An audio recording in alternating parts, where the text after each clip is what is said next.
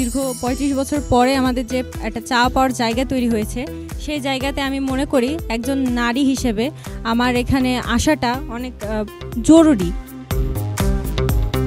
বিশ্ববিদ্যালয় এমন একটি জায়গা যেখানে আসলে অধিকার দাবি আসলে আদায় করে নিতে হয়। শিবির 1 বছরে রাজনীতিতে কিভাবে এটি স্থান তৈরি করতে পারলো? গত 15 বছর ইসলামী ছাত্র শিবিরকে কিন্তু গণতান্ত্রিক স্পেস করে দেওয়া হয়নি। এই রাজশাহী বিশ্ববিদ্যালয়ে আমরা দেখেছি পরীক্ষা দিতে এসে তার পা কেটে নিয়েছিল।